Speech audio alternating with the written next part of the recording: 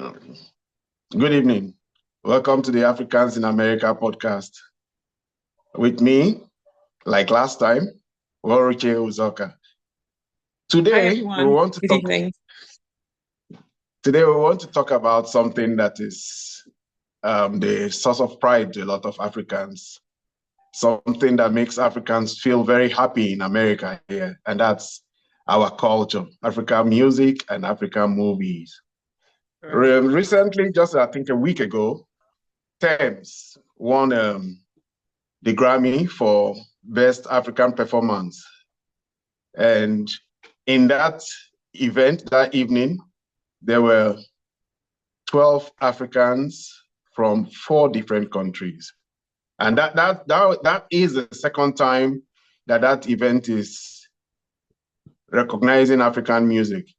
African music has become quite recognized now. They now have a category on Billboard, and they also have a chart on the BBC in the UK, and African music is all over now. All of us know our huge African stars, Burna Boy, Diamond Platinum. We know Davido, Wizkid, Stonebwoy from Ghana, and Tems and Tiwa Savage. I, in Austin, Texas, went to watch Burna Boy when he came in, and it was in the Moody Center, 20,000 people, full, screaming. It's a big turnaround for Nigeria, for Africa, to see that instead of listening to American music all the time, now Americans are listening to African music. And the implications of this is much more deeper than just music.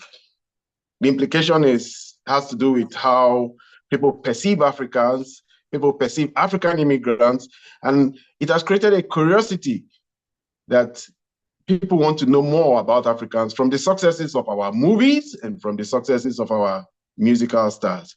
So today, me and Waruche, we want to explore this topic and delve deeper into it. Waruche, how did you feel when you heard that Tems won the Grammy? So first of all, this is not her first Grammy she's winning. She's won before, right? Oh, She has. She won one okay. before. So it's almost even becoming an expectation even for me, because she's amazing. She's doing great work, right? Her singing is great and everything. And she's been a great representative for us. I'll just put it out there. So how did I feel? I felt it was deserved, obviously. I felt that the time is now, is right. In fact, it's been right. And so Afrobeat took us on a journey that how do I say, it brought us into a world that we belonged in, but there was no pathway to for the longest. The conversations about Nigeria 10, 15, 20 years ago had to do with, oh, the scammers on the internet, the Yahoo boys. Oh, this is all Nigerians are good at and all that. And so it warmed my heart to see that with effort and time, that has changed the narrative. I mean, I'm sure there's still some people still getting hit by those Prince emails, those letters from the so-called Prince asking if you can transfer money into your account and all of that. And obviously, when we even talk about that, anyone who fell for those scams, I can even say was a greedy person, because what a fantastic story that involved millions and billions of dollars and you bought into it. It's that quick rich scheme thing that, captured a lot of people. But yes, to go back to our culture, the cultural representation and how that has become more prominent, has become the face of Africa, the face of Nigeria. You know, I think that it's deserving. It's wonderful because you cannot group you cannot group a whole large population into one thing. And it was our reality that everywhere you went and you said you were Nigerian, you would notice the reaction, right? Just simply again because of the scammers and the things going on the internet. But it's so different now. It's so different to the point that you're finding people wearing the clothing, you're finding people eating the food. And again, as a human rights advocate, all over the years, I've put my own little how do I put it? I've chimed in and said it's very necessary for us to understand that these people are a whole, if we speak about Nigeria, a whole 250 ethnic groups exist within this region, at least. They're probably more, right? They have their way of being, right? They have their culture, they have their language, they have their way of existing, right? That yes, is different from the West, but is definitely representative of people who have who embodied who they are, right? And so for me, over the years, the frustration, because when I came to America 20 years ago, 19 and a half years ago, when I came to America, I would actually wear my adire or my Ankara to church. And I'd be the only person wearing Ankara in church. And you'd see people look at me like, okay, who's this? What's she wearing? I was okay with it. I looked gorgeous in my clothing. I didn't mind. And I kept, wanting people, I kept wanting to see people who could relate to me. Obviously, a few other African women did that. And so we would tie the gaily, and my brother was one of the should I say one of my Otim as Igbo people will call us. My Otim will say, oh, you need to wear this. It will look really wonderful in this community. And we pushed, we continued to believe that we would be seen for who we are, right? And it worked because thanks to social media, we have to give social media its credit because social media was able to show real life representations of us cooking our food, cooking our egusi in our kitchen. You know what I mean? Cooking, traveling, being in our local Mhm. environment, eating our food that it became even a fad. It became a Yeah. fad, and I watched that happen and I was happy because that is how you change the narrative is you present things for what they are. You can't tell half stories. You can't tell lies. Let's even go there. You can't tell lies about a community or tell half truths about a community and then expect to get to present an authentic picture. It's not the truth.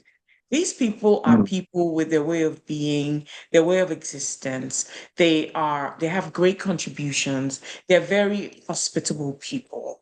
They're very kind natured, maybe loud, a bit abrasive, but the culture of the people still exists, regardless of the fact that they're different from the West. And so the Afrobeat was such a pioneer, is one of the great pioneers. We'll talk about Nollywood later, but Afrobeat pioneered the Yeah, yeah, the yeah, the, the embracing of the African culture. Yeah. yeah. But now you mentioned it. Long before Afrobeat came on board, well, like a decade even, Nollywood was what made Nigeria, what opened up the space for Nigerians and for Africans to really. Correct. Nollywood was mainly, I think it diffused later on to Ghana and then now Ghana Wood and all those other things. But African films and Nollywood specifically now opened up Nigeria to the world and showed different parts, showed the affluent parts, showed the Correct. culture.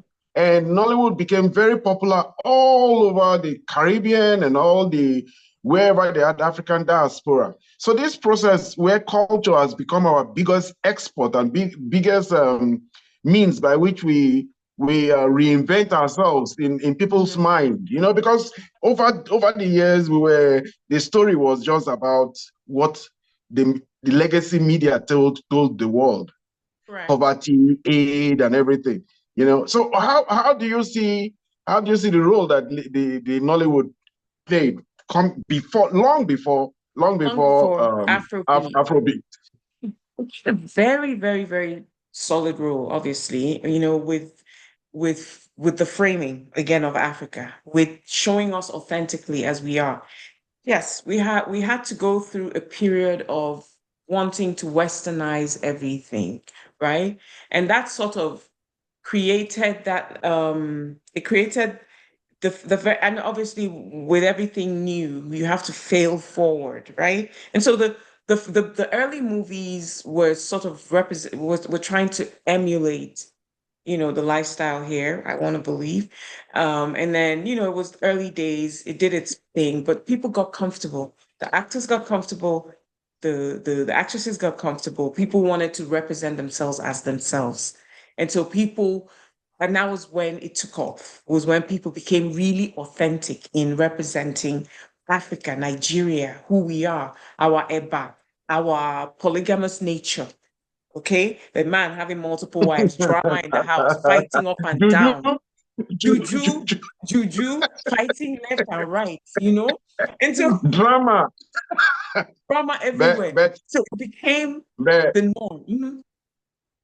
but we should remember also that even though these people are entertaining, entertainment has become a very huge source of foreign exchange for Nigerians, usually, and Africa. Yes, We keep mentioning and Nigeria, rightly but we so. forget that Afrobeat is very much a part of the whole West Africa now. English speaking part of it, with Ghana having Stone Boy and all this.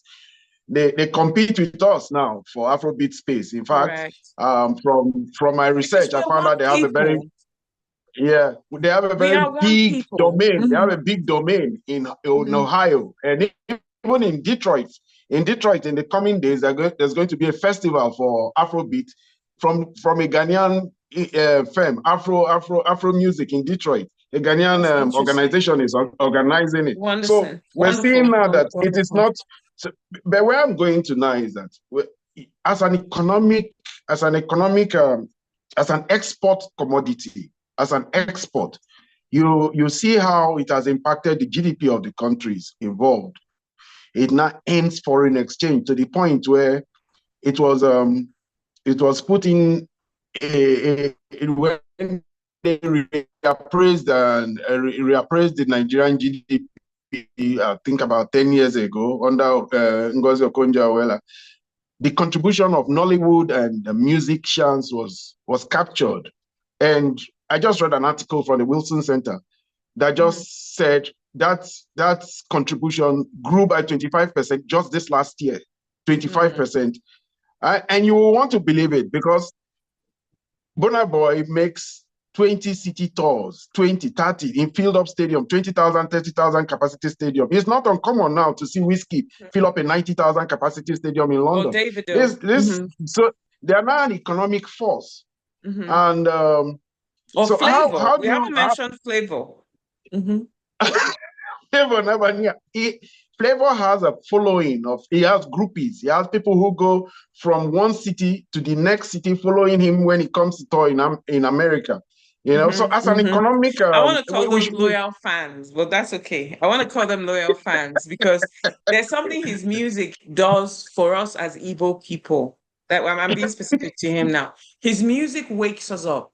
His music is powerful. His music is almost like ancestral language. I don't know if do you speak Igbo? Do you understand Igbo? Not really. If you were no, I Igbo, don't. okay, if you were Igbo, you would understand these people you just called groupies are not groupies. These are people who, you know how you can't put a word or a thought to something. So it's like when his music wakes you up, you realize something you were missing that you didn't know you were missing. That's what the music does. It's very energetic, and so it wakes you up. And so that's his contribution is powerful.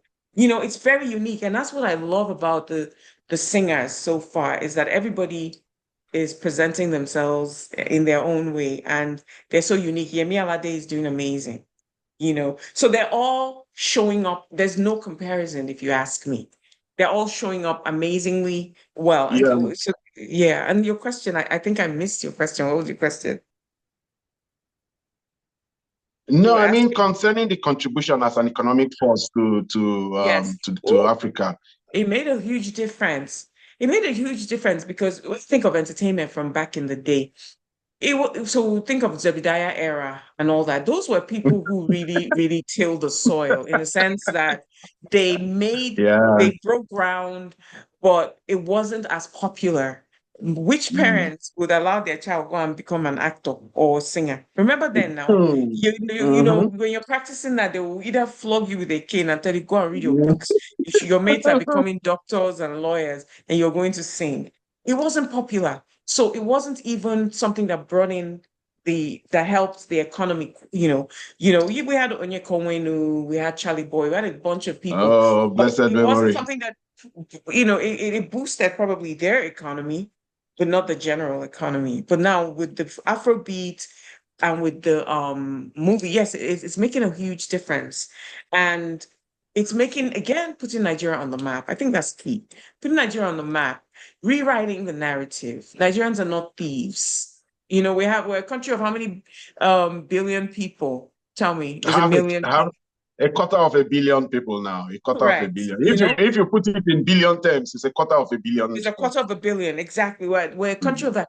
You don't have in that population only, like all they're not all thieves or rogues and scammers. And if you even put it in terms of the fact that Nigerians are innovative but also entrepreneurial, right? Based on what is taking place in Africa, where in Nigeria specifically, where the government has pretty much failed the people for the longest. People have had to, there's no credit system. People have had to find their own money, make their own businesses. I remember when cell phones became a thing and they used to sell those MTN cards. And all of a sudden, it went from MTN selling the cards to people to actual people starting up businesses off of their cell phones by the side of the road because people had to be innovative. People had to come up with ways to make their money. So you look at a system that has been about people really depending on themselves, right? And then all of a sudden now a huge doorway has emerged, right? Where you can either take this path as a singer, you can take this path as an entertainer, you can take this path as an actress. It has done a lot. It has done a lot. It has created more independent people. It has created a better economy, for Africans. And yeah, it's improved it on a social level as well, with the It's really been awareness of it's really been promoted entertainment. also by TikTok and It's across the, dance challenges on TikTok and all yes. and even these days I see South Koreans singing some songs by Ashake. It's some Thank you. people compete to sing Ashake song Yes, and add all the Yoruba and all the rishi that are indeed, inside indeed, that song. indeed. Because now the global village, thanks to the internet, the world is now this global village where you can be anywhere, right? And so everybody's learning. It's like when they said they were going to shut down TikTok, right? And then all of a sudden everybody troops to Red Note, another app on the internet. And then all of a sudden people are learning Mandarin. And something you thought would be so difficult, which is Mandarin, people are learning Mandarin and speaking Mandarin in just less than 48 hours when Yeah, they said they were going to because of shut the down apps. TikTok. So the Yeah, world has become the world so has changed. globalized. Yeah, it's a different world out there now. So yes, it's the right time to You showcase know, Africa for what Africa has to offer, really. it's so nice to see that the people telling the African story are much more than long before Burna Boy came on the scene. Mhm. Angelique Kidjo, she seemed to have And been a Kijo is favorite. great. She Yes. seemed to have been a favorite of the Grammys people. They gave her almost five of them. And I Yes, think her yes, music represented African music in their own eyes. yes, But now yes. we have Diamond Platinum. I mean, that guy is like is a god in East Africa. And I don't want to even say the fact that the South Africans believe that Amamapiano is even better than Afrobeats. And they had one over Nigeria. At least Hmm. Tyla won the first Grammy for African performance last year. Tyla Hmm. with her water song and all that. So this competition in Africa is healthy, and It all of them is. are promoting. They are promoting the African music, making the African culture and the way we do things much more accessible to the world, and changing the Correct. image also, creating economic Hmm. opportunities for people. Yes, yes, indeed. And the women too are also doing well. Yemi Alade, Yeah. Arasta, Tiwa Mm-hmm. Savage, a queen. Oh, I wonder what happened with our deal with Sony, Universal Records. It didn't seem to have come up with something, you know. I don't know the details of her Oh, deal, but yeah. I But love she has. what she represents. You know, she's a hard worker. I saw when she started. That was so many years ago, right? Oh, Yeah, yeah. On and the on voice. Facebook, huh? On Facebook. And Hmm. so it just shows the power of and just to speak a little about her rise, it shows the power of consistency, showing up, knowing what you want, going for it, staying on target. So she did, she's doing amazing. And again, these are my, you know how I look at these people, I look at them as my sisters. This is like family. These are our own. This is how I call them, right? That was your This domain. That was your that's our domain. world. That's our people. These are our people. And for me, what they represent is who we are. They're doing the work that I want to say our ancestors led them to do by showing us in that light, by showing our capabilities, by showing that again, these are not a group of people who, you know, even though Africa, yes, Africa is still a third world continent with a lot of third world countries, right? And Africa has been so slow. We can always analyze that in another conversation, why Africa is suffering, or suffered the way it did for the most part, right? But this is Africa, like tilling the soil, the people tilling the soil, everybody trying hard to show up, authentically and as themselves. And it hasn't been easy. And so when these people show up in this manner, it makes a difference. I lost my train of thought a little bit. I was going to talk about the West and the effect of Africa, but that's another topic that we can talk about. Yeah. The West and its effect on Africa. There's a book I love that Dembi Samoyo wrote. It was like aid. It was talking about aid, to Africa and how Mm. that hasn't really empowered Africa over time. When you think of it, all the aid to Africa didn't really empower Africa, because when you think of all our own resources and things we use, which is representative through this Afrobeat of a thing, that we have everything we need to make ourselves the best that we can be and show up, the way we ought to. And so the topic of Africa, I'm very passionate about it because, of course, that's my lived experience. That's my homeland. And and Yeah. and I came to a country in the West at an age where I had formed my opinions based on my home country, my experience in my home country. And so I could see, a lot of things that were lacking both at home, but also here. And so I've carried that lens to look at it. I've worn that lens across the board when I'm analyzing, how things can be better. Africa wasn't giving the strongest, should I say, tools, but it found a way to find its own tools within itself. And then now, I mean, would you believe Nigeria is a mere 65 this year? Yeah.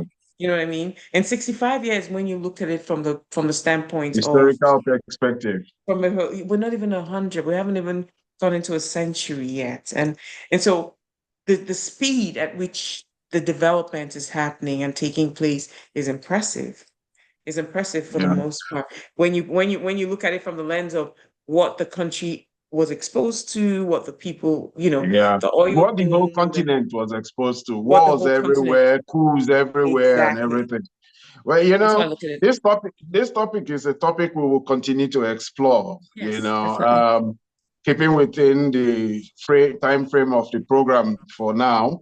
We will Yeah. continue to expand on it. We will continue to talk Yes. about it because it's an ongoing thing, but it really is nice to see that Africa has one export that Yes. is appreciated all over the world. When Rema sings and Marketable Selena Gomez collaborates with her, when Drake with collaborates, him. when Beyonce collaborates with with Whiskey, It's and when beautiful. it's beautiful to see even Chris Brown collaborating with Davido. It's really nice to see that we have an export that is defining us in a different way and a different light.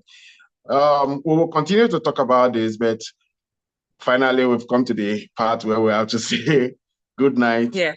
Wariche, thank you very much. Thank you too. Thank you you're for a having boon me. to this podcast. You're articulate and, dare I say, very, very, very, very knowledgeable in many things. I had better be. Thank you so much for another. Thank you too. Thank you. Yeah. Until next time, you have a good day. Thank you. You too. Take care. Bye-bye. Bye-bye.